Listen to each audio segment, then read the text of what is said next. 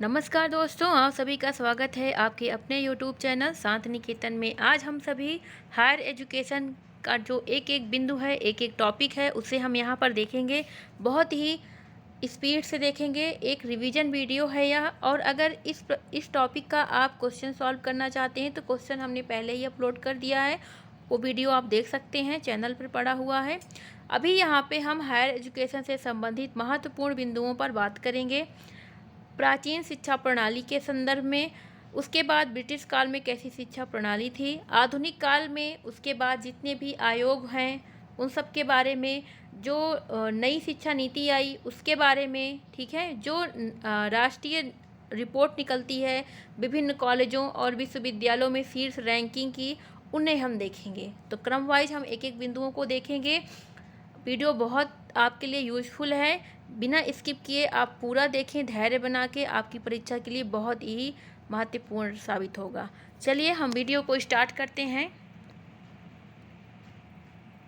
तो यहाँ पर हम देखेंगे उच्च शिक्षा प्रणाली। स्वामी विवेकानंद जी ने क्या कहा था? ज्ञान स्वयं में वर्तमान है, मनुष्य केवल उसका आविष्कार करता है। तो चलिए सबसे पहले हम यहाँ पे शिक्षा के उद्देश्य को देखते हुए चलेंगे। शिक्षा का मुख्य उद्देश्य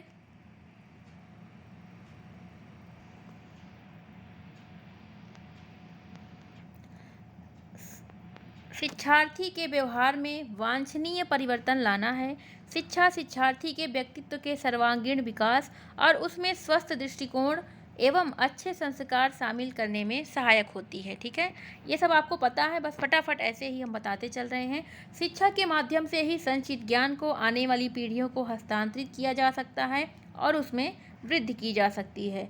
उच्च शिक्षा सामाजिक, आर्थिक, सांस्कृतिक, नैतिक और आध्यात्मिक विषयों को समझने में सक्षम बनाती है। इसके माध्यम से समाज में किसी भी प्रकार का परिवर्तन लाना सुगम हो जाता है। शिक्षा क्या करती है? समाज में विषमताओं को कम करने का साधन भी बन सकती है। जैसा कि हमारे डॉक्टर राधाकृष्णन जी ने कहा है, शिक्षा परिवर्तन का एक साधन है। जो कार्य समाज में परिवार, धार्मिक, सामाजिक एवं राजनैतिक संस्थाओं द्वारा होता था, वह आज शिक्षण संस्थाओं के द्वारा किया जा रहा है। शिक्षा विद्यार्थियों को विशेष ज्ञान और कौशल के प्रचार के माध्यम से राष्ट्रीय विकास में योगदान देती है। उच्च शिक्षा मानव संसाधन एवं जनसांख्यिकीय लाभांश में एक प्रमुख तत्व है। यह विशेष रूप से 15 वर्ष से लेकर के 59 वर्ष तक के आयु वर्ग में मानव संसाधनों का अधिकतम उपयोग करने का प्रयोजन करती है। हमारी लगभग 2/3 जनसंख्या की आयु 35 वर्ष से कम है, जिसको शिक्षा के माध्यम से जनसांख्यिकीय लाभांश में परिवर्तित किया जा सकता है। ठीक है, ऐसा ना कर पाना देश के लिए घातक भी हो सकता है। समाज की निरंतर परिवर्तित होती आवश्यकता के अनुसार शिक्षा में भी परिवर्तन लाना आवश्यक है। तो ये तो थी शिक्षा की कुछ बातें, और वर्तमान में शिक्षा कितना जरूरी हो गया है वो सब। आगे हम देखेंगे शिक्षा के 4 स्तंभ। शिक्षा या अधिगम के 4 स्तंभ की बात करें तो संयुक्त राष्ट्र शैक्षिक, वैज्ञानिक, सांस्कृतिक संगठन यूनेस्को के अनुसार शिक्षा अधिगम के 4 स्तंभ हैं। ठीक है, 4 पिलर हैं एजुकेशन, लर्निंग के। पहला क्या है? लर्निंग टू नो, यानी जानकारी के लिए सीखना। संसार की जटिलताओं को समझने के लिए, भविष्य में सीखने के लिए पर्याप्त आधार हमें मिले, इसलिए लर्निंग टू नो, किसी चीज़ को जानने के लिए सीखना। दूसरा आधार क्या है? लर्निंग टू डू, कुछ करने के लिए सीखना। ठीक है, ऐसे कौशलों को प्राप्त करना जिससे व्यक्ति अच्छी तरह से अपनी देश की अर्थव्यवस्था में भाग ले सके, समाज में भाग ले सके, इसके साथ ही साथ स्वयं की आर्थिक स्थिति को सुधार कर सके, अपनी बुनियादी आवश्यकताओं को पूर्ण कर सके। तीसरा स्तंभ क्या है? लर्निंग टू बी, कुछ बनने के लिए सीखना, अर्थात स्वयं का वह विकास कर सके, सामाजिक कौशलों का विकास कर सके, अपना विश्लेषण कर सके, अपनी क्षमताओं का विकास कर सके, इन सब चीज़ों के लिए। ठीक है, एक कंप्लीट पर्सन बन सके हर एक क्षेत्र के हिसाब से।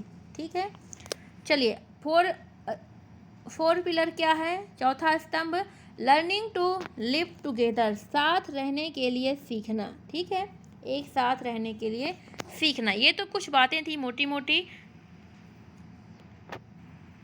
यहाँ पे आपका आ जाता है औपचारिक शिक्षा प्रणाली। सिलेबस शुरू हो रहा है धीरे धीरे। राष्ट्र संघ द्वारा शिक्षा के अधिकार को मौलिक अधिकार के रूप में मान्यता दी गई है। भारतीय संविधान के अनुच्छेद 45 में यह स्पष्ट रूप से निर्देशित है कि सार्वभौमिक, निःशुल्क और अनिवार्य शिक्षा प्रदान करना केंद्र और राज्य का संयुक्त उत्तरदायित्व है। जीवन के सभी चरणों के उद्देश्य एक समान नहीं हो सकते। इस तथ्य का अनुसरण करते हुए प्राथमिक, माध्यमिक और तृतीयक शिक्षा के उद्देश्यों में छात्रों की आयु, परिपक्वता, अनुभव, बच्चे की शारीरिक, मानसिक एवं भावनात्मक विकास के अनुसार विभिन्नता स्वाभाविक है। औपचारिक शिक्षा प्रणाली को प्राथमिक, माध्यमिक और तृतीयक शिक्षा में वर्गीकृत किया जा सकता है। हमारी सबसे इम्पॉर्टेंट लाइन क्या है? हायर एजुकेशन, उच्च शिक्षा तृतीयक शिक्षा के अंतर्गत आती है। यह कई बार पूछा हुआ है। ठीक है, चलिए भारत में उच्च शिक्षा प्रणाली की उन्नति। तो यहाँ पे अगर हम देखें तो भारत में शिक्षा का उद्गम वैदिक युग से ही माना जाता है। प्राचीन साहित्य जैसे ब्राह्मण ग्रंथ, वेद, उपनिषद आदि का ज्ञान हमें प्राचीन ऋषियों के माध्यम से प्राप्त होता है। भारत का सबसे प्रथम विश्वविद्यालय 700 ईसा पूर्व तक्षशिला में स्थापित किया गया और नालंदा विश्वविद्यालय 4वीं शताब्दी ईसा पूर्व में। कई भारतीय विद्वानों जैसे चरक, सुश्रुत, आर्यभट्ट, भास्कराचार्य, चाणक्य, पतंजलि, वात्स्यायन आदि ने गणित, खगोल विज्ञान, भौतिक विज्ञान, रसायन विज्ञान, चिकित्सा विज्ञान, वास्तुकला, ललित कला, यांत्रिक प्रौद्योगिकी जैसे क्षेत्रों में ज्ञान की उद्गम और वृद्धि में अपना महत्वपूर्ण योगदान दिया है। भारतीय शिक्षा प्रणाली ने जहां प्राचीन संस्कृति का संरक्षण किया, सांस्कृतिक एकता को बढ़ावा दिया, वहीं सामाजिक उत्तरदायित्व और सामाजिक मूल्यों की भावना का भी संचार किया है। भारतीय शिक्षा परंपरा में आत्मज्ञान के लिए शिक्षा, गुरु और शिष्य का पिता तुल्य संबंध, शिक्षा काल में ब्रह्मचर्य पालन का तपस्यामय जीवन, निःशुल्क शिक्षा, बौद्धिक स्वातंत्र्य आदि भावों की प्रधानता थी। प्राचीन भारतीय शिक्षा प्रणाली दुनिया की सभी शिक्षा प्रणालियों के लिए, विशेष रूप से एशिया और यूरोप के लिए क्या थी? प्रेरणा का स्रोत थी। यहाँ के विश्वविद्यालयों में विदेशों से भी छात्र अध्ययन करने को आते थे। ठीक है, बौद्ध धर्म की अगर हम बात करें तो बौद्ध धर्म के आगमन के दौरान बौद्ध धर्म का अध्ययन करने के लिए सारनाथ विश्वविद्यालय अधिगम का एक बहुत बड़ा केंद्र बन गया। अजंता भी अधिगम की कला, वास्तुकला एवं चित्रकारी का एक महान केंद्र था।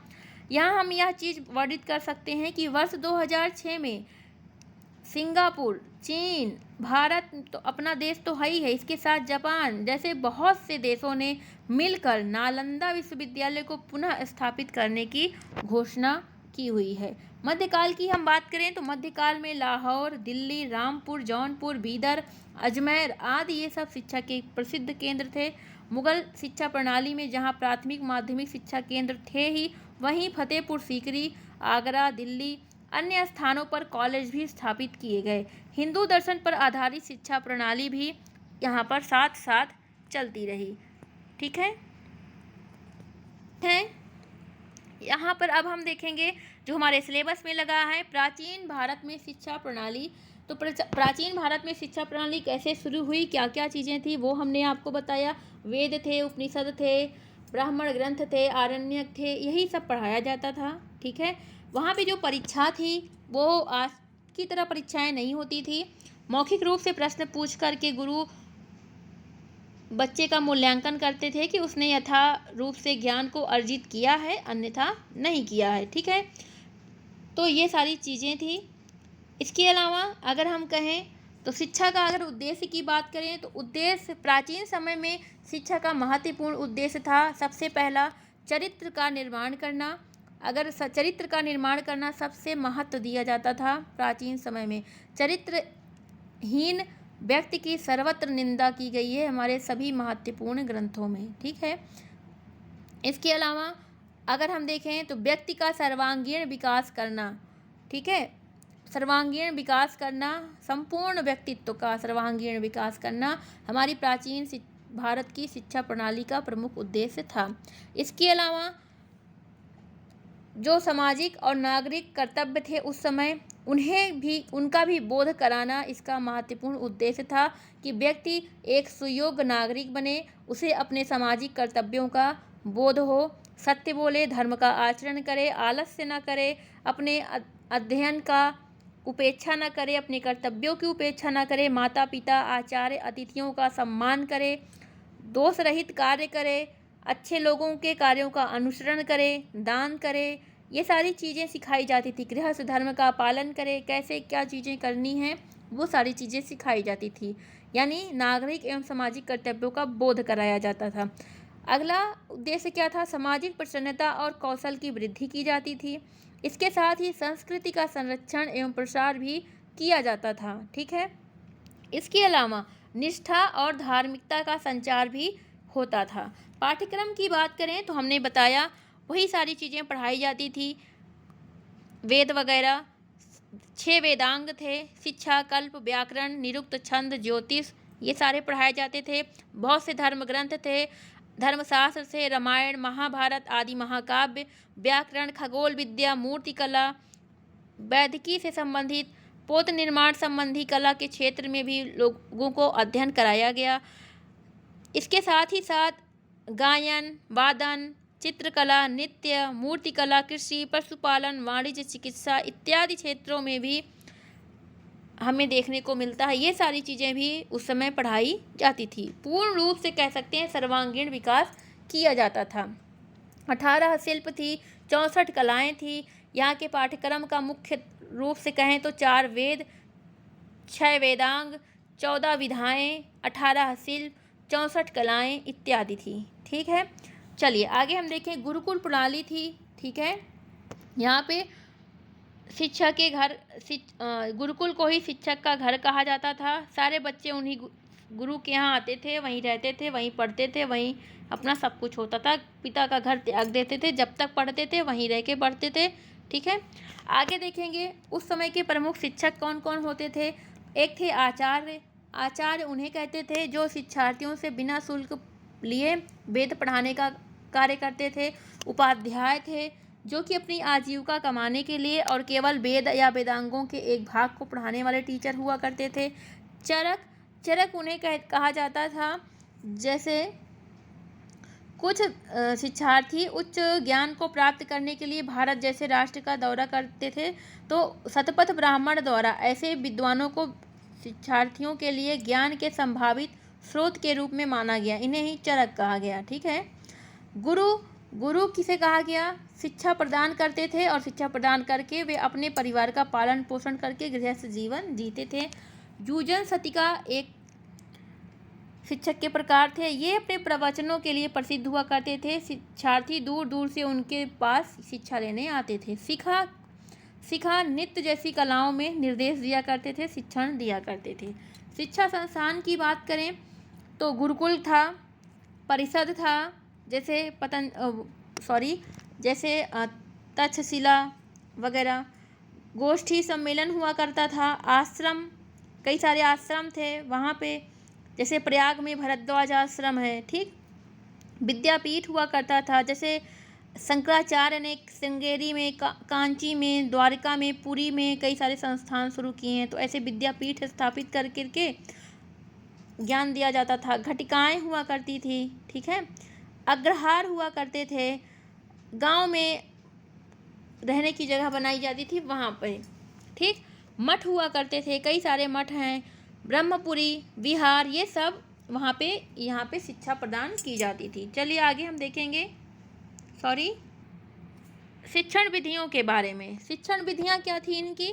अनुकरण करके कंठस्थ विधि थी, व्याख्या विधि थी, प्रश्नोत्तर, वाद विवाद और शास्त्रार्थ विधि थी। ठीक है, अभ्यास विधि थी, सुन करके, मनन कर करके, ये सारी विधियां थी, करके लोग सीखते थे। ठीक है, कहानी विधि थी, कहानी के माध्यम से, जैसे आचार्य विष्णु शर्मा थे, वे राजकुमारों को नीति की शिक्षा कैसे देते थे? नीति की शिक्षा दी जाती थी कहानियों के माध्यम से। तर्क विधि थी, तर्क के माध्यम से तर्क शास्त्र जैसे विषयों को में शिक्षित किया जाता था। ठीक है, तो ये सारी चीज़ें थी। अगर हम देखें उस समय प्रगतिशील अध्ययन के लिए कुछ विशेष संस्थाएं थी, तो उन विशेष संस्थाओं को अगर हम देखेंगे तो उसमें है तक्षशिला विश्वविद्यालय।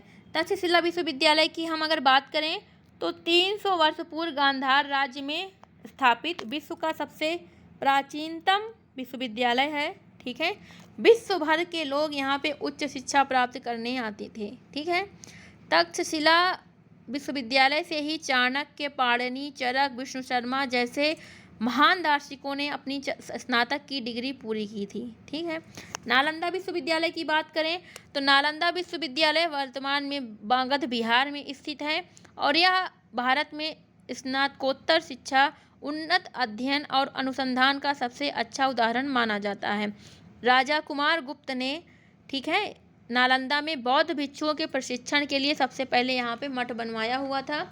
उसके उपरांत यहाँ पे राजा हर्ष ने छठे मठ का निर्माण किया और धीरे, ठीक है, ये सारी चीज़ें हुई।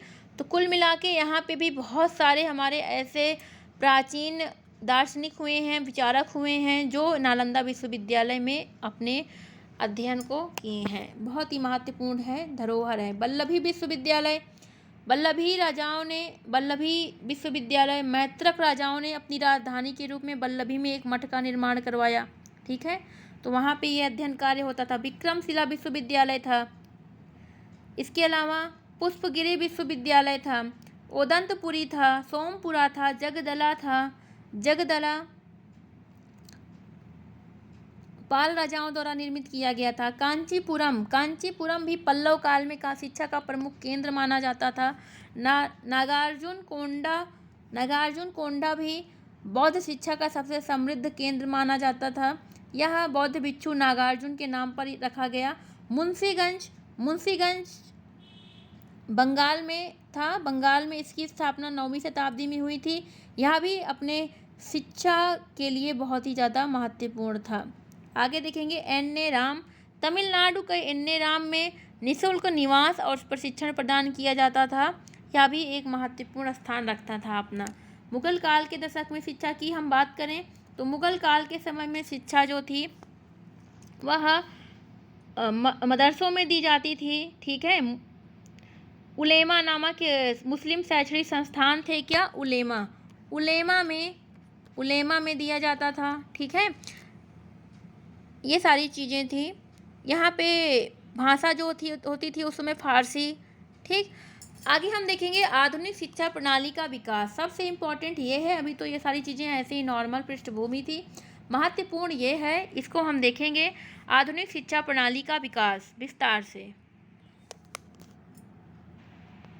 देखिए, ये जो बुक है वह है के.वी.एस. मदान की बुक, बहुत ही महत्वपूर्ण है। अगर आप चाहें तो खरीद सकते हैं, अगर नहीं खरीद सकते या फिर अभी बहुत एग्ज़ाम है तो आपके पास समय का अभाव है तो आप हमारे इस वीडियो से पढ़ सकते हैं। तो आगे हम चलिए देखते हैं। आगे यहाँ पे हमें देखना था आधुनिक शिक्षा प्रणाली का विकास। तो उसके हिसाब से अगर हम देखें तो आधुनिक शिक्षा में 3 मूल अभिकर्ता थे जो थे ब्रिटिश शासन, ईसाई मिशनरी और भारतीय हमारे बुद्धिजीवी और सुधारक। ठीक है, तो अगर हम देखें ईस्ट इंडिया कंपनी प्रारंभ में कुछ शिक्षित भारतीयों को चाहती थी जो भारत के प्रशासन में उनकी सहायता कर सकें। ठीक है, अंग्रेज भी स्थायी रीति रिवाज और विधि विधानों को अच्छे ढंग से समझना चाहते थे। चूँकि भारत की आधुनिक शिक्षा व्यवस्था ब्रिटिश व्यवस्था से जुड़ी हुई है, इसीलिए सबसे पहले हम इसके विकास को समझने की कोशिश करते हैं। धीरे धीरे कैसे शिक्षा का यहाँ पे आधुनिक काल में शिक्षा की शुरुआत होनी शुरू हुई, कैसे सब चीज़ें हुआ। देखें, सबसे पहले वारेन हेस्टिंग्स ने मुस्लिम कानून की शिक्षा के लिए 1781 में कलकत्ता मदरसा की स्थापना की। उसके बाद क्या हुआ, 1991 में जोनाथन डंकन द्वारा हिंदू दर्शन और कानून व्यवस्था के अध्ययन के लिए वाराणसी में एक संस्कृत कॉलेज शुरू किया गया। फिर ब्रिटिश सरकार का चार्टर एक्ट आया 1813 ईस्वी में। भारत में शिक्षण व्यवस्था को सरकार का मुख्य उद्देश्य बनाने की दिशा में यह प्रथम प्रयास माना जाता है। यहाँ शिक्षा की प्रकृति को लेकर सरकार में कुछ मतभेद था, उसको पारंपरिक बनाए रखना चाहिए या आधुनिक बनाने का प्रयत्न किया जाना चाहिए, इस पर विवाद था। आगे अगर हम देखें तो वर्ष 1817 में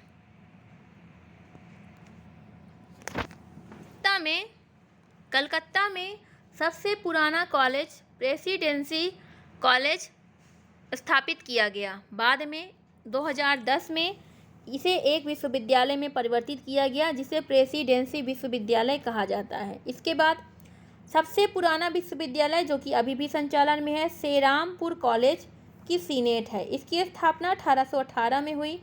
इस कॉलेज का वर्ष 1829 में विश्वविद्यालय के रूप में श्रेणीकरण किया गया।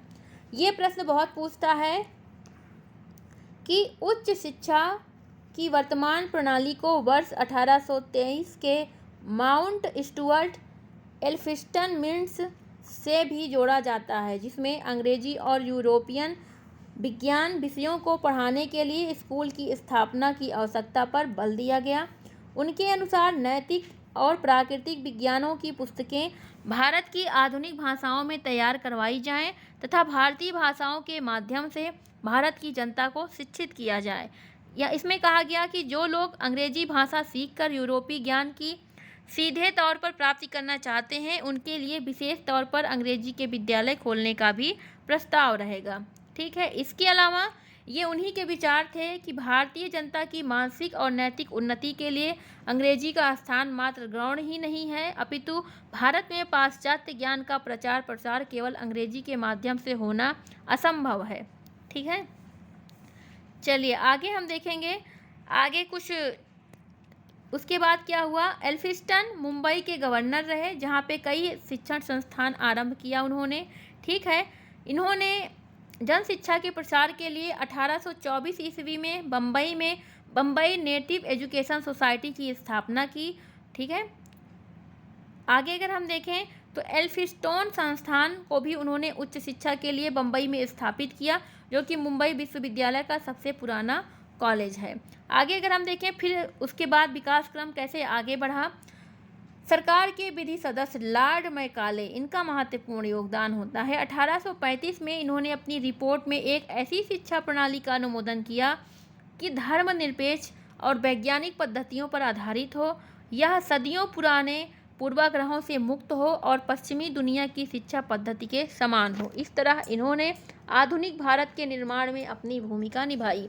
इन्होंने देश के मूल निवासियों को पूरी तरह से अच्छे अंग्रेजी विद्वान बनाने के प्रयास का अनुमोदन किया। इन्हीं की रिपोर्ट के आधार पर तत्कालीन गवर्नर जनरल लॉर्ड विलियम ने 1837 में अंग्रेजी को सरकारी भाषा का दर्जा दिया। ठीक है, इन्हीं के चलते और अब सरकारी नौकरियों के लिए अंग्रेजी शिक्षा अनिवार्य बन गई। हालांकि इस पहल को मुख्य रूप से प्राथमिक और माध्यमिक शिक्षा पर निर्देशित किया गया। आगे देखेंगे, आगे सारी चीज़ें इंपॉर्टेंट हैं, इसलिए हम एक एक चीज़ आपको यहाँ पे बता रहे हैं, कुछ भी ना छूटे आपका। 1835 में ही लॉर्ड विलियम बेंटिक के अधीन भारत में अंग्रेजी को शिक्षा के माध्यम के रूप में पेश करने का निर्णय लिया गया। इस समय जो नीति हुई, इसी नीति को घुसपैठ सिद्धांत भी कहा जाता है। ठीक है, यानी यहाँ पे था कि उच्च और मध्यम वर्ग के छात्रों द्वारा किया जाना था इस नीति को अंततः भारत की जनता तक पहुँचाना, इसमें घुसपैठ सिद्धांत था। ठीक है, इसका मुख्य उद्देश्य क्या था, भारतीयों का एक ऐसा वर्ग बनाना है जो रक्त और रंग में भारतीय हों लेकिन स्वाद और संबद्धता में अंग्रेजी हों। ठीक है, जो रंग से और खून से तो भारतीय हों लेकिन उनका स्वाद जो हो, उनकी जो संबद्धता हो, रहन सहन हो, वो सब हो जाए अंग्रेजी। इसी तरह वर्ष 1835 में कलकत्ता में मेडिकल कॉलेज की स्थापना की गई। ठीक है, उसके बाद क्या होता है, लॉर्ड विलियम बेंटिक ने अंग्रेजी को तो सरकारी भाषा का दर्जा दे ही दिया था। अब आया वुड डिस्पैच। चलिए वुड डिस्पैच को हम देखते हैं। वुड डिस्पैच आया 1854 में, इसकी स्थापना हुई। यह उच्च शिक्षा के विषय में पहली नीति थी। 1854 में सर चार्ल्स वुड डिस्पैच, जिसे भारत में अंग्रेजी शिक्षा का Magna carta, most important Magna carta कहा जाता है, सर चार्ल्स वुड ने अंग्रेजी शिक्षा का प्रसार प्रचार और महिलाओं की शिक्षा पर जोर देने के लिए 1854 ईस्वी में तत्काल गवर्नर जनरल लॉर्ड डलहौजी को एक पत्र लिखा, जिसे वुड का घोषणा पत्र कहा जाता है। इसमें इन्होंने कहा कि प्राथमिक विद्यालयों की माध्यम मातृभाषा हो और उच्च शिक्षा विश्वविद्यालयी शिक्षा का माध्यम अंग्रेजी भाषा होनी चाहिए। इन्होंने स्वदेशी शिक्षा को प्रोत्साहित करने और शिक्षा की सुसंगत नीति का निर्माण की भी मांग की। कुछ अच्छा इन्होंने करने का प्रयास किया। इनके इस चार्टर की सहायता से ही सबसे पहले भारतीयों को प्राथमिक, माध्यमिक और उच्च शिक्षा के अधिकार मिले। इससे उनको व्यावसायिक शिक्षा और कन्याओं के शिक्षा के भी अधिकार मिले। विश्वविद्यालयी शिक्षा पर बल देने के लिए कहा गया। इन्होंने धर्मनिरपेक्षता के आधार पर यूरोपीय ज्ञान के प्रसार के लिए अनुदान की अनुशंसा की। इसने शिक्षण अनुदेश का माध्यम उच्च शिक्षा के लिए अंग्रेजी और निचले स्तर के लिए मातृभाषा होने की अनुशंसा की। इस दस्तावेज को जन शिक्षा की दिशा में सबसे बड़ा कदम माना जाता है। कुल मिलाकर शिक्षा को 4 स्तरों में विभाजित करना इन्होंने माना। ठीक है, ऐसे आगे देखेंगे। आगे हम कहें तो डिस्पैच के इसी आधार पर 1857 में 3 विश्वविद्यालयों की स्थापना की गई। कलकत्ता विश्वविद्यालय 1857 जनवरी में, बॉम्बे विश्वविद्यालय जुलाई में 1857 में ही, जो कि अब मुंबई हो गया है, मुंबई, मद्रास विश्वविद्यालय सितंबर में, जो कि 1857 में ही स्थापित हुआ। 3 विश्वविद्यालय स्थापित हुआ। ये तीनों ही पूछता है, इम्पॉर्टेंट है। आगे हम देखें, आगे चलिए, अब आगे देखते हैं कहानी कहाँ तक पहुँची। इसके बाद पंजाब में 1882 में पंजाब में और इलाहाबाद में 1887 में इलाहाबाद विश्वविद्यालय को स्थापित किया गया, जिसमें एक कुलपति, उपकुलपति, सीनेट तथा विधि सदस्यों की व्यवस्था की गई। इसके बाद क्या हुआ? वुड डिस्पैच की सिफारिश के प्रभाव में आने के बाद अधोमुखी निस्पंदन सिद्धांत समाप्त हो गया। ठीक है, आगे देखेंगे। यहाँ पे देखिए, पूछ सकता है कि जो वुड डिस्पैच के कुछ प्रभाव थे, कुछ आभास थे, वे हमें हमारी नई शिक्षा नीति में भी देखने को मिलता है। तो किस नीति का प्रभाव, किसका प्रभाव हमारी नई शिक्षा नीति पे है? तो वुड डिस्पैच का थोड़ा थोड़ा प्रभाव देखने को मिल सकता है। इसके बाद 1925 में इंटर यूनिवर्सिटी बोर्ड की स्थापना की गई, जिसको बाद में परिवर्तित करके भारतीय विश्वविद्यालय संघ कर दिया गया। ठीक है, इस संस्था के अंतर्गत सभी विश्वविद्यालयों के मध्य शैक्षिक, सांस्कृतिक एवं संबंधित क्षेत्रों के बारे में सूचना का आदान प्रदान किया जाने लगा। यह संस्था अब भी अपना महत्वपूर्ण योगदान दे रही है। आगे आया हमारा इसके जस्ट बाद हंटर आयोग। हंटर आयोग 1882-83 में प्राथमिक शिक्षा और उच्च शिक्षा के पृथकीकरण पर बल दिया। इसमें यह प्रस्तावित किया गया कि कॉलेजों का संबंधन विश्वविद्यालय से किया जाए ताकि उच्च शिक्षा को मानकीकृत किया जा सके। इस आयोग ने सरकार को महिला शिक्षा पर भी बल देने को कहा। लॉर्ड कर्जन ने उच्च शिक्षा के महत्व को समझते हुए थॉमस रॉली की अध्यक्षता में 27 जनवरी 1902 को भारतीय विश्वविद्यालय आयोग की नियुक्ति की। इसके अभिलेख में ब्रिटिश भारत में स्थापित विश्वविद्यालयों की स्थिति की जांच करना, उन पर विचार करना, कार्य में सुधार करना आदि सम्मिलित था। इसी की अनुशंसा के आधार पर भारतीय विश्वविद्यालय अधिनियम 1904 पारित किया गया। आगे देखते हैं कहानी कहाँ तक पहुँची। 1905 में बंगाल का विभाजन हो गया। उसके जस्ट बाद स्वदेशी राष्ट्रीय नेताओं ने राष्ट्रीय शिक्षा परिषद की स्थापना कर दी। कई संस्थान आरंभ कर दिए, जिसमें से स्वतंत्रता के बाद जावदपुर विश्वविद्यालय विकसित हुआ। इसके साथ ही रविंद्रनाथ टैगोर ने राष्ट्रीय भाषाओं के विकास के साथ साथ भारतीय परंपराओं और संस्कृति के ज्ञान के प्रचार के लिए शांति निकेतन नामक एक शिक्षा संस्था की स्थापना की, जो कि बंगाल के बीरभूम जिले में स्थित है। 1910 में श्री गोपाल कृष्ण गोखले की अनुशंसा में विद्यालयों को विश्वविद्यालयों के प्रबंधन से मुक्त किया गया और इसका प्रबंध सरकार को दिया जाए, ये सारी बातें की गई। फिर 1913 में प्रत्येक प्रांत के लिए एक विश्वविद्यालय स्थापित हो, यह अनुशंसा की गई। 1917 में कलकत्ता विश्वविद्यालय की स्थिति एवं संभावनाओं की जांच के लिए सैडलर आयोग नियुक्त किया गया, जिसकी अनुशंसा पर राष्ट्रव्यापी कार्यान्वयन हुआ। इसके बाद अगर हम बात करें तो फिर डिग्री कॉलेज और मध्यम शिक्षा के पृथक्करण की सिफारिश की गई। विश्वविद्यालयों के शिक्षकों के अध्ययन चयन के लिए एक विशेष चयन समिति का सुझाव दिया गया। 2 प्रकार के पाठ्यक्रम चलने चाहिए, एक ऑनर्स कोर्स और एक पास कोर्स। ये सारी बातें इसमें की गई। आगे हम देखेंगे शिक्षा का विकास क्रम कैसे कैसे आगे बढ़ा। 1918 ईस्वी में हैदराबाद के निजामों ने उस्मानिया विश्वविद्यालय स्थापित किया, जिसमें उच्च शिक्षा का माध्यम उर्दू रखा गया। 1920 ईस्वी में सर सैयद अहमद खान ने अलीगढ़ मुस्लिम विश्वविद्यालय की स्थापना की। ये भी इम्पॉर्टेंट है। 1913 से लेकर 1921 तक 6 आवास और शिक्षण समन्वित विश्वविद्यालयों की स्थापना की गई। आगे अगर हम बात करें तो भारत सरकार अधिनियम 1919 के अंतर्गत शिक्षा को एक प्रांतीय विषय बनाया गया था, ताकि शिक्षा प्रणाली में केंद्रीय सरकार के नियंत्रण को कम किया जा सके। इसके साथ ही 1925 ईस्वी में इंटर यूनिवर्सिटी बोर्ड की स्थापना की गई, जिसका नाम बाद में बदल करके भारतीय विश्वविद्यालय संघ रख दिया गया। ठीक है, आगे हम देखेंगे। आगे आता है हारटोंग समिति। 1929 में विश्वविद्यालय स्तर की शिक्षा की गुणवत्ता और उसके स्तर में सुधार लाने पर बल दिया। फिर भी केंद्रीय शिक्षा सलाहकार बोर्ड CABE की स्थापना की अनुशंसा की गई और यह 1935 में स्थापित हुआ, केंद्रीय शिक्षा सलाहकार बोर्ड, और यह अभी तक अस्तित्व में बना हुआ है। बात करेंगे इसके उपरांत प्रकाश में आया सप्रू समिति 1934 में संयुक्त प्रांत सरकार द्वारा बेरोजगारी के कारणों की जांच करने के लिए नियुक्त की गई थी। उसके बाद आई रिपोर्ट अब्बोट वुड रिपोर्ट 1937 में आई। इसमें अनुशंसा की गई कि विश्वविद्यालय स्तर पर शिक्षा का प्रारंभ अंग्रेजी में हो।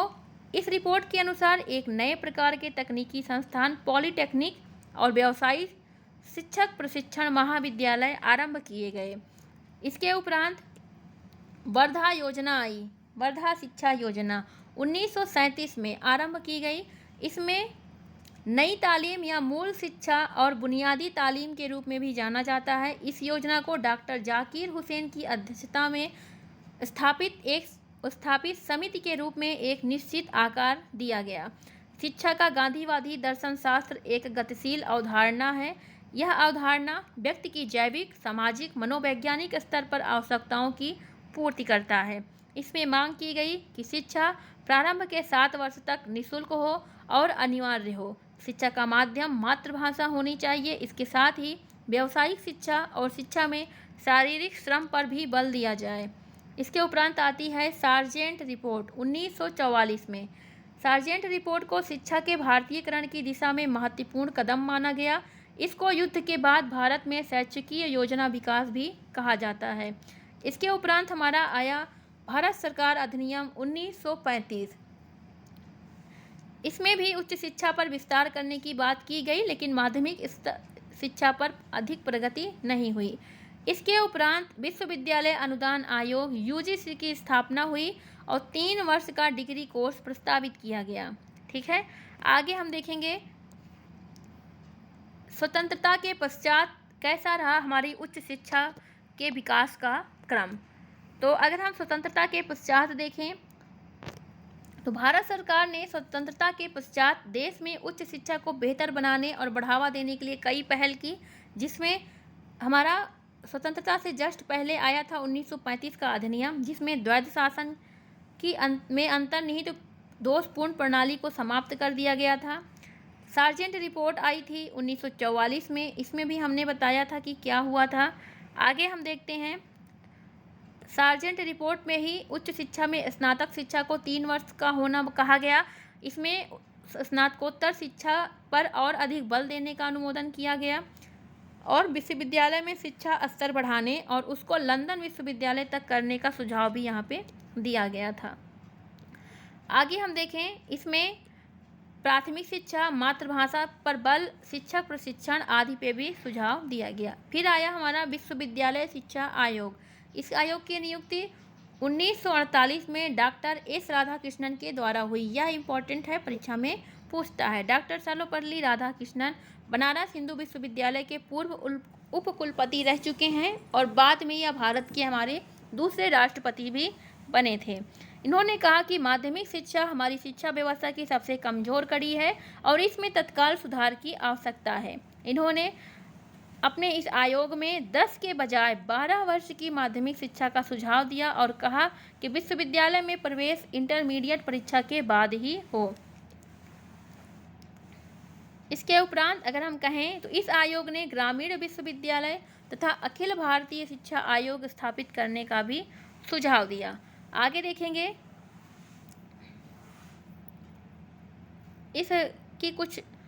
इसके उपरांत हमारा माध्यमिक शिक्षा आयोग, इसमें जो महत्वपूर्ण बातें थी हमने उसे देख लिया। माध्यमिक शिक्षा आयोग की महत्वपूर्ण बिंदुओं को देखते हैं। माध्यमिक शिक्षा आयोग माध्यमिक शिक्षा के ढांचे में सुधार के लिए डॉक्टर लक्ष्मण स्वामी मुदलियार की अध्यक्षता में 1952 में माध्यमिक शिक्षा आयोग की स्थापना की गई। इसे मुदलियार आयोग भी कहा जाता है। इस आयोग ने ही सर्वप्रथम 3 वर्ष माध्यमिक और 4 वर्ष की उच्च शिक्षा प्रणाली की अनुशंसा की। यहाँ पे देखिए इसमें निम्न बातें कही गई। इसके उपरांत भावनात्मक एकता समिति आती है डॉक्टर संपूर्णानंद की अध्यक्षता में। चलिए आगे देखते हैं। राष्ट्रीय शिक्षा आयोग आता है उसके उपरांत, ठीक। इसको इतना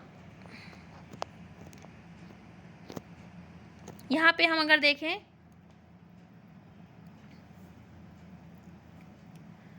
1954 से 66 में भारत के केंद्रीय सरकार ने शिक्षा प्रणाली को नया आकार एवं नई दिशा देने के उद्देश्य से विश्वविद्यालय अनुदान आयोग के उस समय के अध्यक्ष डॉक्टर दौलत सिंह कोठारी की अध्यक्षता में एक आयोग का गठन किया जिसे कोठारी आयोग कहा गया। इसमें कुल 17 सदस्य थे, 6 विदेशी वर्ग के थे जिनके लिए कार्यदल भी बनाए गए, ठीक है। आगे हम देखते हैं और भी महत्वपूर्ण जो अधिनियम थे। यह जो था राष्ट्रीय शिक्षा आयोग, कोठारी आयोग, इसे कोठारी आयोग भी कहा जाता है, तो ये आप याद रखें, कोठारी आयोग। इस आयोग की महत्वपूर्ण बात क्या थी ये रही। इसमें क्या क्या चीज़ें करने की बात की गई। इसमें शिक्षा, विज्ञान और तकनीकी में सुधार करने पर बल दिया गया, राष्ट्रीय शिक्षा प्रणाली का विकास करने पर बल दिया गया, धर्मनिरपेक्ष लोकतंत्र की शिक्षा पर विकास करने को बल दिया गया, शिक्षा में गुणात्मक विकास पे बल दिया गया, शिक्षा स्तरों के विकास पे बल दिया गया। इसके उपरांत इसमें राष्ट्रीय शिक्षा एवं अनुसंधान परिषद NCERT को भारतीय स्तर पर विद्यालयी शिक्षा का भार सौंपा जाए। इसके उपरांत केंद्रीय शिक्षा सलाहकार बोर्ड को और अधिक अधिकार दिए जाएं, शिक्षा को राष्ट्रीय महत्व का विषय माना जाए। इसके लिए राष्ट्रीय सरकार नेशनल एजुकेशन नीति बनाए और राज्य सरकार स्टेट एजुकेशन एक्ट। इसके उपरांत क्या कहा गया, 3 वर्ष के डिग्री कोर्स और 4 वर्ष के ऑनर्स डिग्री कोर्स का प्रस्ताव रखा। उच्च शिक्षा की गुणवत्ता में सुधार के लिए भारतीय शिक्षा सेवा प्रारंभ करने का सुझाव दिया। केंद्र सकल घरेलू उत्पाद का 6% शिक्षा पर खर्च किया जाना चाहिए। राज्य सरकारें भी अपनी बजट का 6% इस पर खर्च करें, यह बात कही गई। केंद्र सरकार और राज्य सरकारें उच्च शिक्षा पर और राज्य सरकार प्राथमिक एवं माध्यमिक शिक्षा पर ध्यान रखें। इसके अलावा कुछ विशिष्ट विश्वविद्यालयों में शिक्षा के कार्यक्रमों के लिए शिक्षा विभाग को स्थापित करवाए जाने की अनुशंसा की गई। इसके साथ ही सभी राज्यों में कम्प्रिहेंसिव कॉलेजेस को शिक्षण के ट्रेनिंग के लिए स्थापित किया जाना, इस पर बात किया। इसके अलावा इन्होंने प्राथमिक, माध्यमिक और उच्च शिक्षा के लिए न्यूनतम योग्यता निर्धारित की, प्राथमिक शिक्षा, माध्यमिक शिक्षा और उच्च शिक्षा के लिए। अध्यापकों के लिए अलग से न्यूनतम वेतन लगाया जाना, ये सारी बातें हुई थी। भारतीय शिक्षा सेवा की स्थापना की बात की गई। राष्ट्रीय आय का 6% शिक्षा पर खर्च हो, यह बात की गई। ये कुछ महत्वपूर्ण बिंदु हैं। बाकी इसी में त्रिभाषा सूत्र आया। त्रिभाषा सूत्र 1968 में शिक्षा मंत्रालय ने विभिन्न राज्यों से विचार विमर्श करने के बाद किया कि त्रिभाषा सूत्र का मतलब है हिंदी भाषी राज्यों में हिंदी, अंग्रेजी और आधुनिक भारतीय भाषा और गैर हिंदी भाषी राज्यों में हिंदी, अंग्रेजी और किसी एक क्षेत्रीय भाषा शिक्षण अनुदेश की भाषा होनी चाहिए। यह निर्णय 1966 में प्रकाशित कोठारी कमीशन की सिफारिशों पर लिया गया। तमिलनाडु ने इस सूत्र को नहीं अपनाया हुआ था। 10+2+3 शिक्षा पद्धति को अपनाना। 1972 में शिक्षा सचिव और सार्वजनिक निर्देश के निर्देशकों के सम्मेलन में 10+2+3 शिक्षा पद्धति को देश भर के लिए औपचारिक रूप से अपनाने की घोषणा की गई। 1917 में स्थापित सैडलर कमीशन को 10+2+3 शिक्षा पद्धति का अग्रगामी कहा जाता है। चलिए आगे देखें, समवर्ती सूची में शिक्षा की क्या स्थिति रही। तो इसके उपरांत प्रथम राष्ट्रीय शिक्षा नीति आई। प्रथम राष्ट्रीय शिक्षा नीति 24 जुलाई 1968 ईस्वी में आई। यह पूर्ण रूप से कोठारी आयोग के प्रतिवेदन पर आधारित थी। इसमें शिक्षा प्रणाली का रूपांतरण कर 10+2+3 का विकास, हिंदी का संपर्क भाषा के रूप में विकास, शिक्षा के अवसरों की समानता का प्रयास, विज्ञान और तकनीकी शिक्षा पर बल, नैतिक एवं सामाजिक मूल्यों के विकास पर जोर दिया गया। आगे हम देखेंगे, आगे आई हमारी फिर से राष्ट्रीय शिक्षा नीति 1986। ठीक है, 1986 आई। इसमें आप महत्वपूर्ण बिंदुओं को देख सकते हैं। हम बात करेंगे अभी जो हमारी नई राष्ट्रीय शिक्षा नीति आई है उसे, फिलहाल इन्हें भी एक बार देख लेते हैं। उसके उपरांत राष्ट्रीय शिक्षा नीति आई, कार्य योजना 1992 में।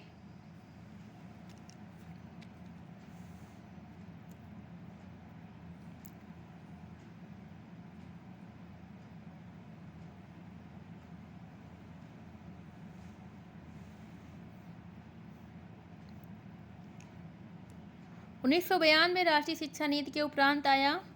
उसके पहले ही आचार्य राममूर्ति समिति आई थी। उसके बाद गणनाम समिति आई थी 1993 ईस्वी में। फिर लिंग दोष समिति आई 2006 ईस्वी में।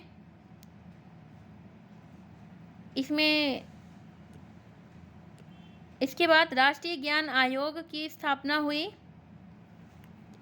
उसके उपरांत ये हम देख लेते हैं राष्ट्रीय ज्ञान आयोग। ये पूछता है परीक्षा में, राष्ट्रीय ज्ञान आयोग की समिति के अध्यक्ष कौन रहे थे। तो सैम पित्रोदा इसके अध्यक्ष रहे हुए हैं। और राष्ट्रीय ज्ञान आयोग ने उच्च शिक्षा के विकास हेतु सुझाव दिए ताकि भारत को विश्व शिक्षा में श्रेष्ठ बनाया जा सके और छात्रों को गुणात्मक शिक्षा प्रदान की जा सके। आयोग का उद्देश्य भारत को उत्साहपूर्ण समाज बनाना है, एक ऐसी शिक्षा व्यवस्था जो हमारी और देश की स्पर्धा को बढ़ाए। तो इस समिति के अध्यक्ष हमारे रहे हैं सैम पित्रोदा। इनके बारे में कई बार पूछा जाता है। तो इसमें जो है इन्होंने जो बातें की वो ये इस प्रकार हैं। आगे हम देखेंगे,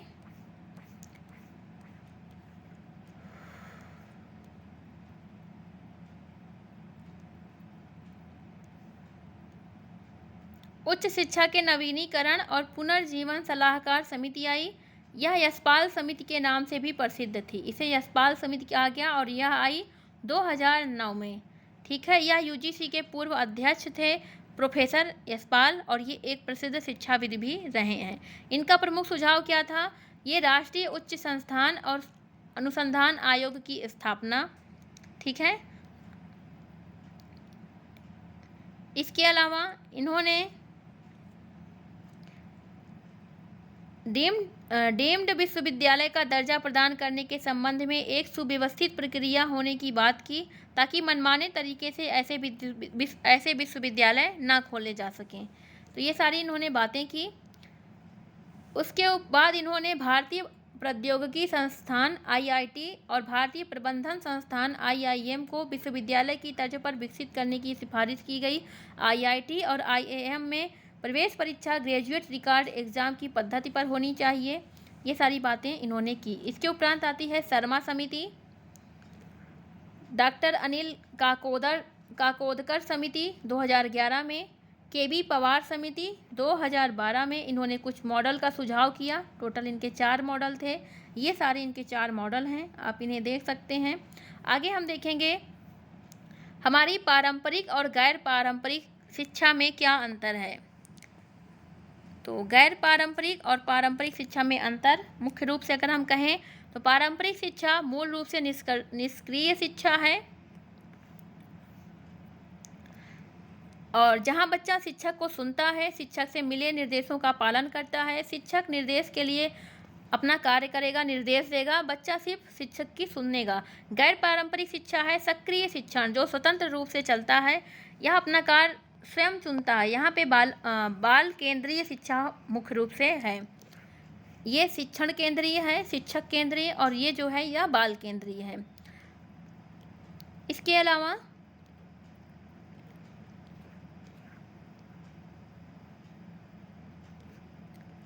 इसमें शिक्षक द्वारा नियंत्रण रखा जाएगा और मूल्यांकन किया जाएगा, और यह आत्मनियंत्रण पर आधारित होती है, और इसमें आत्म मूल्यांकन स्वयं में से ही स्वयं का मूल्यांकन किया जाता है।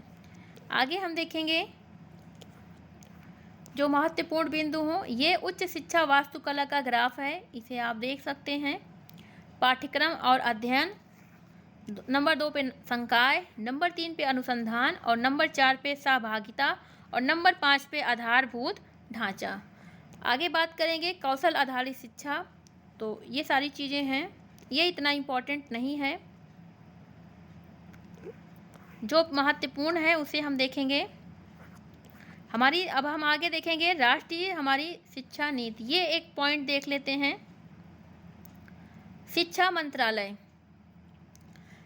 इसे पहले मानव संसाधन विकास मंत्रालय कहा जाता था, जो कि एक संशोधित नाम है। 1985 से पहले इस मंत्रालय का नाम शिक्षा एवं संस्कृति मंत्रालय था। जिस दिन नई शिक्षा नीति 2020 की घोषणा हुई, उसी दिन मानव संसाधन विकास मंत्रालय का नाम बदलकर शिक्षा मंत्रालय कर दिया गया। इस मंत्रालय के अंतर्गत 2 विभाग आते हैं, स्कूल शिक्षा और साक्षरता विभाग, और नंबर 2 पे उच्चतर शिक्षा विभाग। ये इम्पॉर्टेंट चीज़ है। इसका मुख्य उद्देश्य क्या है, ये हमें देखना है। इसका मुख्य उद्देश्य है सकल नामांकन अनुपात में वृद्धि करना, भारतीय भाषाओं का विकास करना, शिक्षा के क्षेत्र में अंतर्राष्ट्रीय सहयोग देना, उच्च शिक्षा में प्रौद्योगिकी उपयोग, इसके साथ ही गुणवत्ता में सुधार करना, और शैक्षिक सुधारों का संवर्धन करना। इसके साथ ही साथ समाज के उन वर्गों की भागीदारी का भी संवर्धन करना जिनका सकल नामांकन अनुपात राष्ट्रीय औसत से कम है। इसके साथ ही भारत के मानव संसाधन क्षमता का समानता और समावेशिता के साथ पूर्ण विकास करना। इसके साथ ही शिक्षा के क्षेत्र में अंतर्राष्ट्रीय सहयोग पर भी बात करने का रखा गया है। इसमें राज्य सरकार कई राज्यों में भी राज्य परिषदों और सलाहकार बोर्ड का गठन किया गया है, जो कि राज्य में उच्च शिक्षा संस्थान के अनुचित कार्य के लिए उच्च शिक्षा संस्थान के समुचित कार्य के लिए दिशा निर्देश प्रदान करते हैं। यहाँ पे हम अब देखेंगे केंद्र सरकार के बारे में। तो केंद्र सरकार विश्वविद्यालय अनुदान आयोग को अनुदान प्रदान करता है। देश में केंद्रीय विद्यालयों, केंद्रीय संस्थानों और विश्वविद्यालयों की स्थापना करता है। यह विश्वविद्यालय अनुदान आयोग की सिफारिश पर शैक्षिक संस्थान को डीम्ड टू बी यूनिवर्सिटी के रूप में घोषित करने के लिए भी उत्तरदायी। यहाँ पे सारे हमारे बोर्ड शुरू होंगे और यह परीक्षा में पूछता है इनके बारे में। केंद्रीय सलाहकार शिक्षा बोर्ड की बात करें, CABE, तो यह उच्च शिक्षा के क्षेत्र में संघ और राज्यों के बीच समन्वय एवं सहयोग के लिए स्थापित किया गया है। इसके अलावा शीर्ष स्तर पर कुछ निकाय हैं, उन्हें हम देखेंगे। मुख्य रूप से मानव संसाधन विकास मंत्रालय 6 निकायों का उल्लेख करता है। नंबर 1 पे आता है अखिल भारतीय तकनीकी शिक्षा परिषद, वास्तुकला परिषद। इन सभी के बारे में भी हम विस्तार से पढ़ेंगे। पहले हम देख लेते हैं ये सारी चीज़ें। यहाँ पे क्या था, विश्वविद्यालय आप सभी को पता है क्या होता है।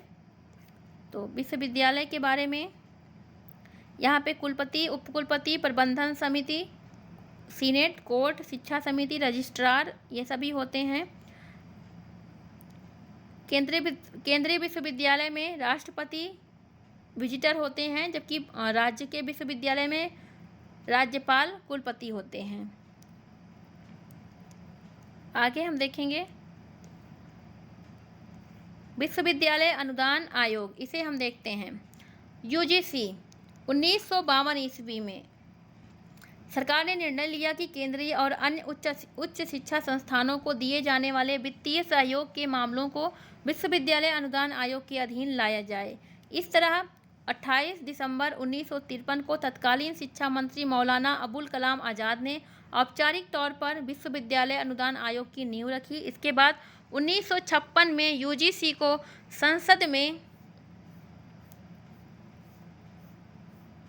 पारित कर एक विशेष विधेयक के बाद सरकार के अधीन लाया गया। 1956 में यूजीसी का क्या उत्तरदायित्व है? उच्च शिक्षा संस्थानों का वित्त पोषण, उसमें मानकों का समन्वय और निर्धारण करना और तत्पश्चात उनका अनुरक्षण करना। ठीक है, इसके साथ इसका उद्देश्य क्या है?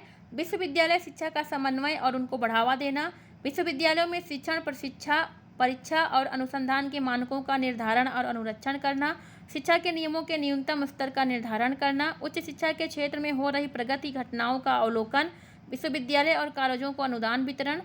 अगला है उच्च शिक्षा संस्थानों, संघ सरकार और राज्य सरकार के बीच में एक कड़ी का कार्य करना, विश्वविद्यालय शिक्षा में सुधार के लिए केंद्र और राज्य सरकारों को परामर्श देना। ये सभी चीज़ें थी। यूजीसी क्या करता है? यूजीसी समय समय पर विश्वविद्यालयों में उपकुलपति, प्राध्यापक और अन्य मुख्य अधिकारियों के चयन के लिए योग्यता निर्धारण का कार्य भी करता है। इसके अलावा विश्वविद्यालयों में नियुक्त होने वाले विशेष अधिकारियों, विशेष रूप से प्राध्यापकों इत्यादि के वेतन निर्धारण में भी दिशा निर्देश जारी करता है। यूजीसी विभिन्न शिक्षण कार्यक्रमों का मॉडल, पाठ्यचर्या, पाठ्यक्रम अपनी वेबसाइटों पर उपलब्ध करवाता है। इसके अलावा नई भर्ती के लिए भी या फिर नई भर्ती में हुए प्राध्यापकों के लिए फैकल्टी डेवलपमेंट या रिफ्रेशर कोर्स को भी आयोजित करता है। इसके अलावा इन्होंने कुछ योजनाएं भी चलाई हैं, ये आप देख सकते हैं यूजीसी के द्वारा चलाई गई योजनाएं।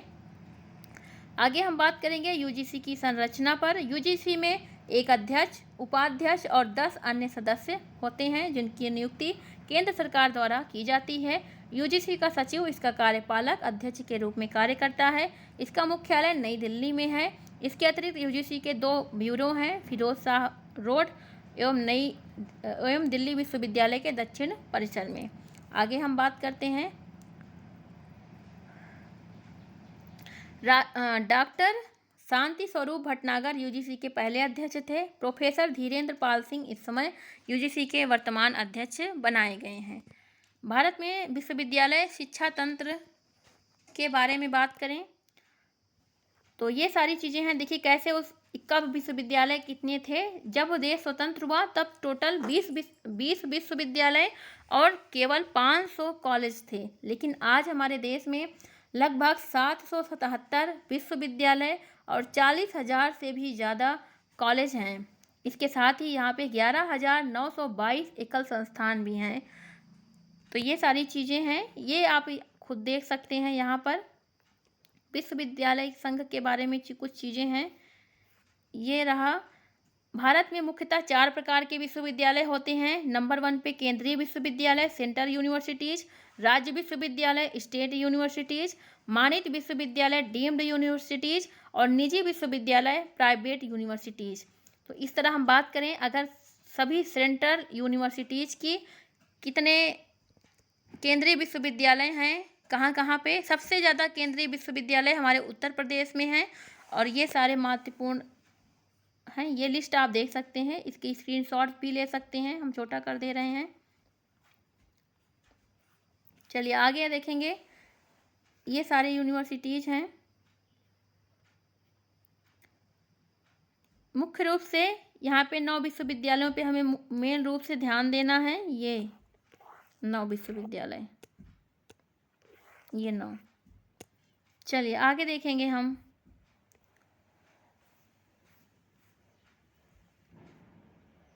क्योंकि इनका वित्त पोषण जो है वो विश्वविद्यालय अनुदान आयोग द्वारा नहीं होता, बल्कि सीधे भारत सरकार द्वारा प्रत्यक्ष रूप से कराया जाता है। ठीक है, इसमें कुछ विश्वविद्यालय मानव संसाधन विकास मंत्रालय के और कुछ और मंत्रालयों के अंतर्गत आते हैं, जैसे ये 3। केंद्रीय कृषि विश्वविद्यालय इम्फाल का, भारतीय सागरीय विश्वविद्यालय चेन्नई का और दक्षिण एशिया विश्वविद्यालय विदेश मंत्रालय। इसके अलावा हम बात करेंगे ये तो हो गया केंद्रीय विश्वविद्यालय। ठीक है, आगे हमारा आता है राज्य विश्वविद्यालय। चला लें पंखा। अब हम बात करते हैं निजी विश्वविद्यालय की। निजी विश्वविद्यालय की बात करें, पहले राज्य विश्वविद्यालय। राज्य विश्वविद्यालय की लिस्ट देख लेते हैं। राज्य विश्वविद्यालय की बात करें तो सबसे अधिक राज्य विश्वविद्यालय वाले राज्य हैं उत्तर प्रदेश, गुजरात, कर्नाटका। उत्तर प्रदेश में 31 राज्य विश्वविद्यालय हैं, गुजरात में 30, कर्नाटक में 28, पश्चिम बंगाल में 27 और दिल्ली में 7 राज्य विश्वविद्यालय हैं। ठीक, बाकी इसके बारे में आप देख सकते हैं। ये है डीम्ड यूनिवर्सिटीज़ के बारे में, इसे आप अच्छे से पढ़ लीजिए। वीडियो बहुत लंबा हो जाएगा, इसलिए सारी चीज़ें यहाँ पे हम नहीं बता सकते, इन्हें आप देख लीजिए। ये देखिए, भारतीय विज्ञान संस्थान बेंगलुरु और भारतीय कृषि अनुसंधान संस्थान दिल्ली, ये 2 पहले ऐसे संस्थान थे जिनको मानित विश्वविद्यालय का दर्जा मिला। डीम्ड यूनिवर्सिटी का दर्जा सबसे पहले मिला। सबसे पहले भारतीय विज्ञान संस्थान बेंगलुरु को 1948 में, इसके बाद इसकी स्थापना 1908 ईस्वी में की गई। चलिए आगे देखते हैं।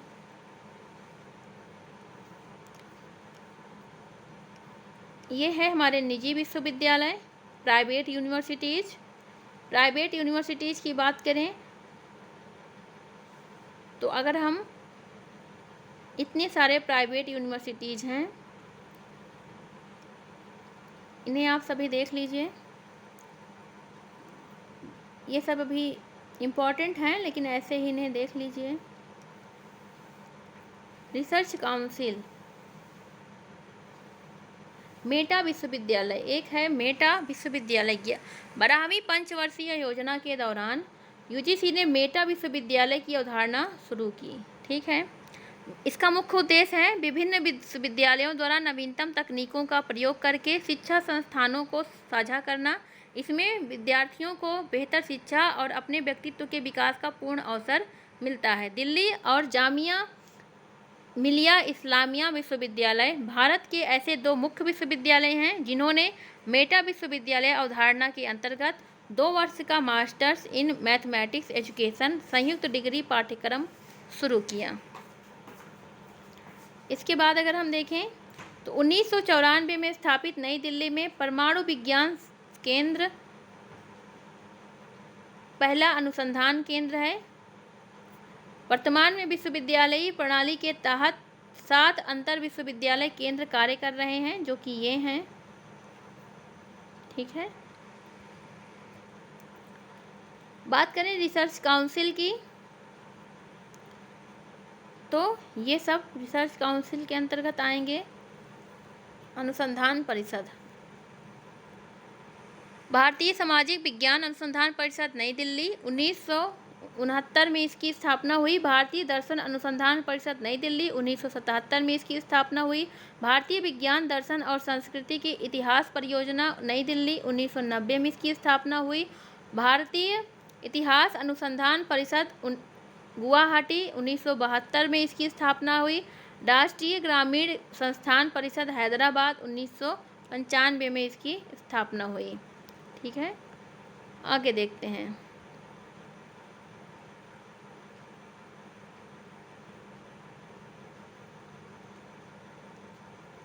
राष्ट्रीय उच्चतर शिक्षा अभियान। राष्ट्रीय उच्चतर शिक्षा अभियान, शिक्षा मंत्रालय ने इसके प्रबंधन और क्रियान्वयन के लिए एक राष्ट्रीय मिशन प्राधिकरण का गठन किया। केंद्रीय शिक्षा मंत्री इसके अध्यक्ष होते हैं। ठीक है, इसे रूसा भी कहा गया। इसका आरंभ 2013 ईस्वी में हुआ था। ठीक है, इसे कैबिनेट कमेटी द्वारा अप्रैल 2017 से मार्च 2020 तक केंद्र प्रायोजित योजना के रूप में अनुमति दी गई। इसका मुख्य उद्देश्य पात्र राज्य उच्च शिक्षण संस्थानों को वित्त पोषण करना है। आगे हम देखेंगे, इतना इम्पोर्टेंट नहीं है, ये इसके उद्देश्य देख लीजिए आप। मानव संसाधन विकास मंत्रालय द्वारा वित्त पोषित संस्थान, तो यहाँ पे ये है वित्त पोषित संस्थान, ये ठीक है। केंद्रीय वित्त पोषित, राज्य वित्त पोषित एवं स्व-वित्त पोषित। तकनीकी एवं विज्ञान शिक्षा के केंद्रीय वित्त पोषित संस्थाएं हैं IIT, IIM Bengaluru, IISR, IIIT, ठीक है, NIT। चलिए आगे हम देखेंगे भारतीय प्रौद्योगिकी संस्थान। यह इंजीनियरिंग की शिक्षा और अनुसंधान के सर्वोच्च संस्थान है। वर्तमान में मार्च 2019 में 23 संस्थान हो गए हैं, ठीक है। सर्वप्रथम स्थापित होने वाला संस्थान था भारतीय प्रौद्योगिकी संस्थान खड़गपुर, उसके उपरांत बम्बई, उसके उपरांत मद्रास, फिर नई दिल्ली, फिर गुवाहाटी, ठीक है। आगे देखते हैं भारतीय प्रबंधन संस्थान। सबसे पहले कोलकाता में 1961 में शुरू हुआ, ठीक है। आगे देखेंगे भारतीय विज्ञान संस्थान बेंगलुरु 1909 में, यह पहला मानित विश्वविद्यालय था। भारतीय राष्ट्रीय प्रौद्योगिकी संस्थान 1955 में योजना आयोग द्वारा स्थापित समिति की अनुशंसा पर रीजनल इंजीनियरिंग कॉलेज की स्थापना की गई। धीरे धीरे इसकी संख्या 17 हो गई और 2003 में क्षेत्रीय इंजीनियरिंग कॉलेजों का नाम राष्ट्रीय प्रौद्योगिकी संस्थान NIT रखा गया, ठीक है। अब तक कुल यह संख्या 30 हो गई है। भारतीय सूचना प्रौद्योगिकी संस्थान, तो इसमें है भारतीय सूचना प्रौद्योगिकी संस्थान इलाहाबाद, अटल बिहारी वाजपेयी सूचना प्रौद्योगिकी और प्रबंधन संस्थान ग्वालियर, ठीक है, और 2 यहाँ पे और है। तकनीकी शिक्षक प्रशिक्षण और अनुसंधान के राष्ट्रीय संस्थान, ये देख लीजिए। अब हम देखेंगे भाषाई विश्वविद्यालय। भाषाई विश्वविद्यालय टोटल 6 हैं, ठीक है। 6 भाषाई विश्वविद्यालय हैं, ये हैं श्री लाल बहादुर शास्त्री राष्ट्रीय संस्कृत ज्ञानपीठ नई दिल्ली, राष्ट्रीय संस्कृत विद्यापीठ तिरुपति, राष्ट्रीय संस्कृत संस्थान नई दिल्ली, अंग्रेजी और विदेशी भाषा विश्वविद्यालय हैदराबाद, महात्मा गांधी अंतर्राष्ट्रीय हिंदी विश्वविद्यालय वर्धा, मौलाना आज़ाद राष्ट्रीय उर्दू विश्वविद्यालय हैदराबाद। शास्त्रीय भाषाएं, ये सब चीज़ें ऐसे दी गई हैं। अब बात करेंगे हम, ये है, अब तक टोटल 6 भाषाओं को शास्त्रीय भाषा का दर्जा दिया गया। तमिल को 2004 में, संस्कृत को 2005 में, तेलुगु कन्नड़ को 2008 में, मलयालम 2013 में, ठीक है। और इसके बाद उड़ीसा, तमिल, संस्कृत, तेलुगु, कन्नड़, मलयालम और उड़ीसा।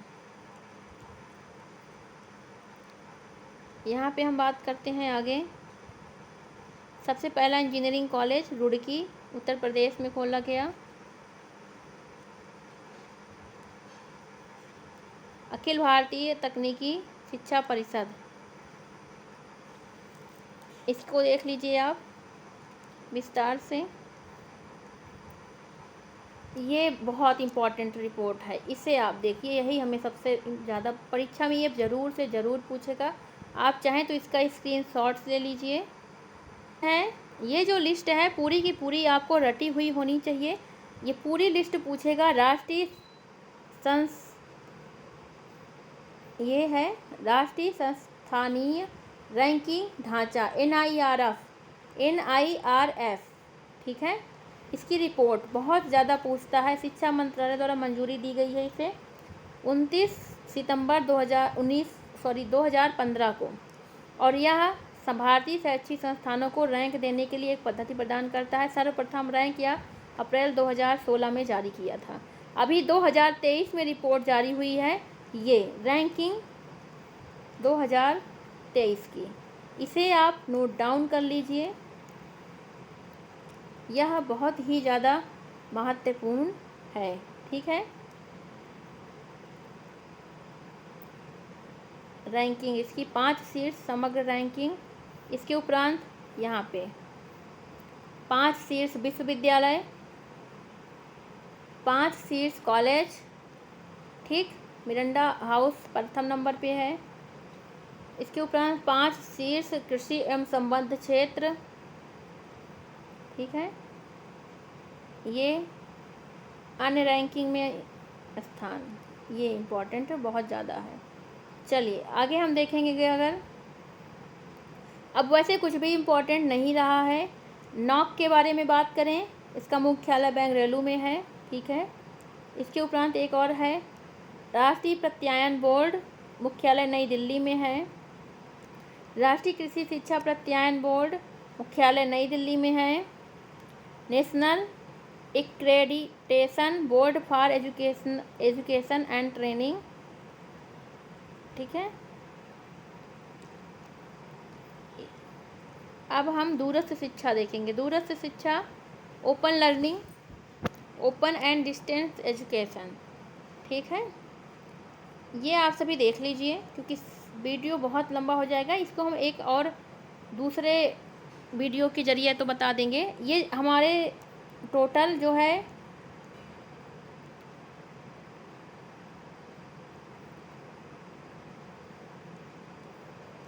14 मुक्त विश्वविद्यालय हैं पूरे देश में। सबसे पहला इंदिरा गांधी राष्ट्रीय मुक्त विश्वविद्यालय नई दिल्ली का है, सबसे पहला और सबसे पुराना, सबसे बड़ा, ठीक है। ये है पूरी लिस्ट मुक्त विश्वविद्यालय की। चलिए दूरस्थ शिक्षा परिषद के बारे में देख लीजिए। बाकी कुछ इम्पोर्टेंट नहीं है, कुछ भी इम्पोर्टेंट नहीं है। इग्नू के बारे में देख लीजिए थोड़ा सा, ठीक है। 1985 में इग्नू की स्थापना हुई। दूरस्थ शिक्षा के माध्यम से उच्च शिक्षा में पहुंच और समानता बढ़ाने के लिए, मुक्त शिक्षा को बढ़ावा देने के लिए।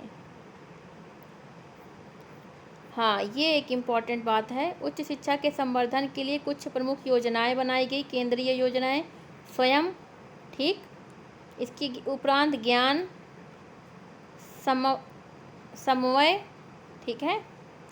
इसके उपरांत दूरस्थ शिक्षा और वेब पर आधारित शिक्षण, ICT के माध्यम से राष्ट्रीय शिक्षा मिशन, नेशनल नॉलेज नेटवर्क, इसके बाद नेशनल ई-लाइब्रेरी, शाला दर्पण, तकनीकी शिक्षा गुणवत्ता सुधार कार्यक्रम, राष्ट्रीय अनुसंधान प्रोफेसरशिप, दीनदयाल उपाध्याय ग्रामीण कौशल योजना। इसके बाद ईशान उदय, ईशान विकास और उन्नत भारत अभियान, साक्षात वन स्टॉप एजुकेशन पोर्टल, नई ट्रिपल आईटी संस्थाओं की स्थापना, ठीक है। नैतिक शिक्षा, नैतिक शिक्षा के बारे में हम सभी जानते हैं क्या है, तो आप इसे देख लीजिए, पढ़ लीजिए। ये है नैतिक शिक्षा के विकास के संदर्भ में सरकार ने क्या क्या चीज़ें की, ठीक है, के प्रमुख कारक क्या हैं। अखिल भारतीय उच्च शिक्षा सर्वेक्षण रिपोर्ट, यहाँ पे ये इम्पोर्टेंट है,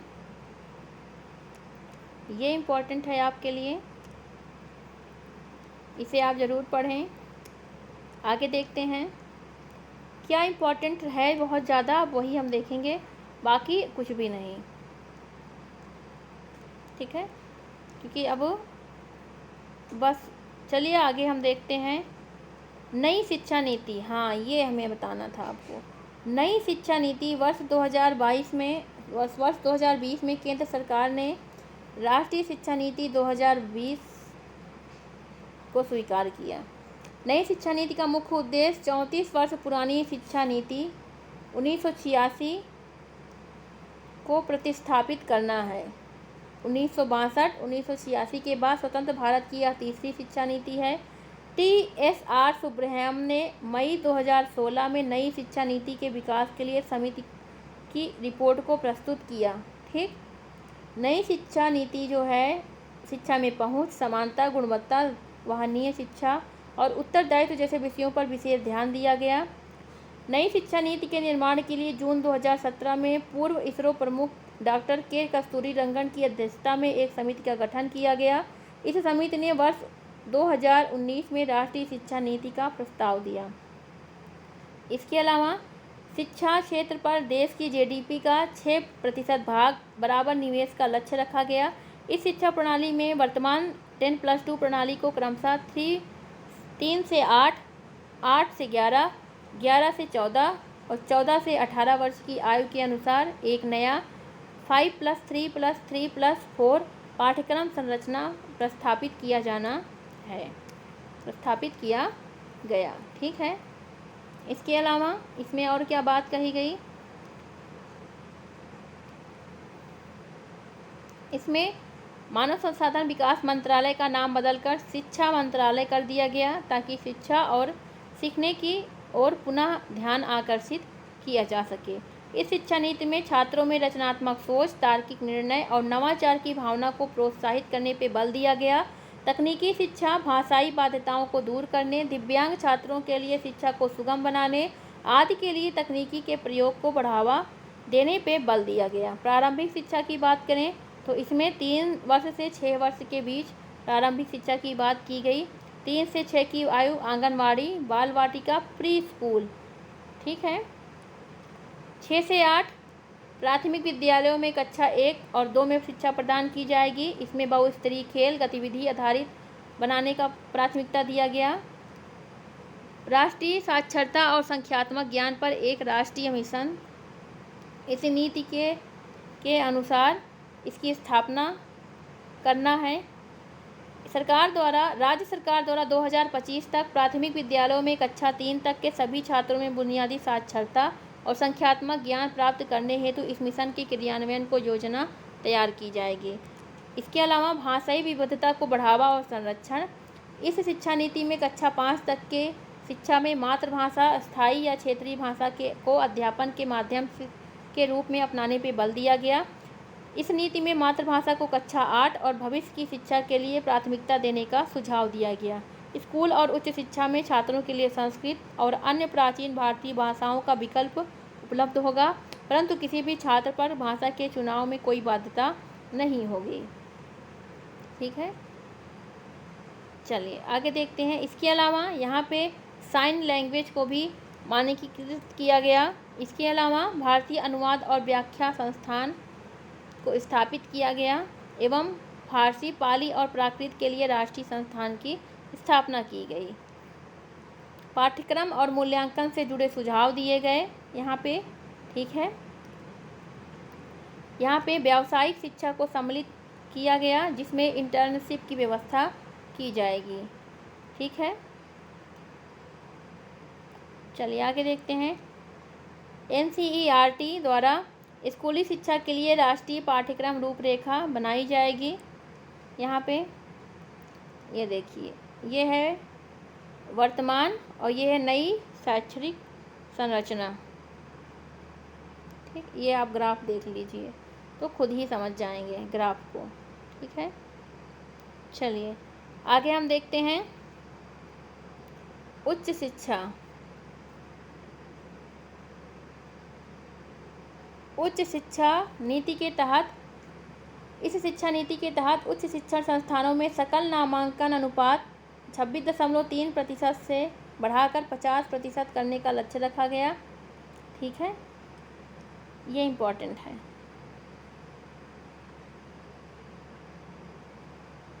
ये बिंदु भी इम्पोर्टेंट है। ठीक है। चलिए आगे देखते हैं। नई शिक्षा नीति की तहत MPhil के कार्यक्रम को समाप्त कर दिया गया। ये कई सारे भारत के उच्च शिक्षा आयोग स्थापित किए गए, इनका गठन किया जाएगा।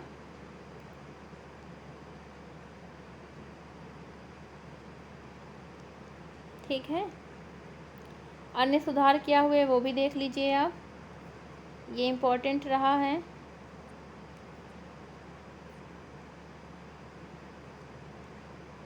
विश्वविद्यालयों के वैधानिक निकाय, कोर्ट होगा, सीनेट होगा, ये सारी चीज़ें हैं, ये सब आप जानते हैं। कोर्ट, सीनेट क्या है देख लीजिए फटाफट। ठीक है। कार्यकारी परिषद, उसके उपरांत अकादमीय परिषद, उसके बाद अध्ययन बोर्ड, उसके उपरांत वित्त समिति, उसके उपरांत बोर्ड या समितियाँ, उसके उपरांत विद्यालय के अधिकारियों में चांसलर आ गए, कुलपति हो गए, ठीक है, प्रो वाइस चांसलर हो गए, रजिस्ट्रार हो गए, स्कूल के डीन हो गए, विभागाध्यक्ष हो गए, अन्य पदाधिकारी हो गए, ठीक है। ये सारी बातें हैं इस चीज़ में। सूचना का अधिकार देख लीजिए, RTI, ठीक है।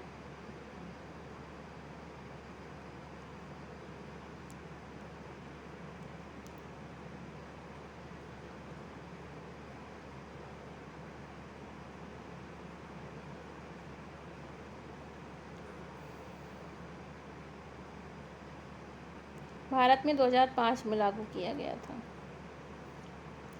केंद्रीय सूचना आयोग देख लीजिए, केंद्रीय सतर्कता आयोग, केंद्रीय सूचना आयोग देख लीजिए। सतर्कता आयोग को देखेंगे, यह एक परामर्शदात्री संस्था है, ठीक है, बहुसदस्यीय निकाय है, लोकपाल और लोकायुक्त।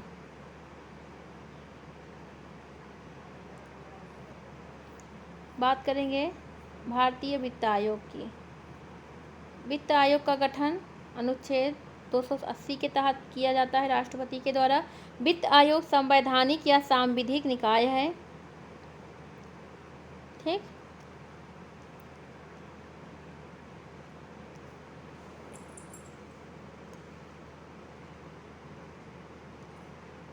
नीति आयोग योजना आयोग के स्थान पर बनाया गया। 1 जनवरी 2015 को इस नए संस्थान के संदर्भ में जानकारी देने वाला मंत्रिमंडल का प्रस्ताव जारी किया गया। भारत सरकार के एक थिंक टैंक के रूप में नीति आयोग देश को महत्वपूर्ण जानकारी, नवीनता इत्यादि में सहायता प्रदान करेगा। थिंक टैंक, ठीक है।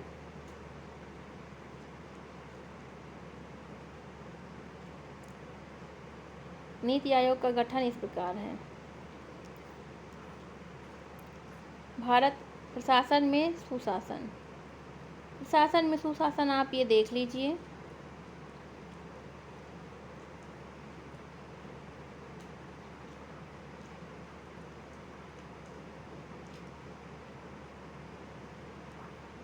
चलिए, ये हुआ समाप्त।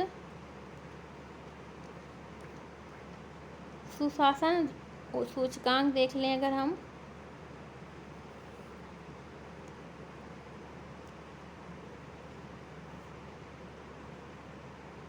गुजरात को शीर्ष स्थान मिला हुआ है, दूसरे स्थान पर महाराष्ट्र, तीसरे पे गोवा है।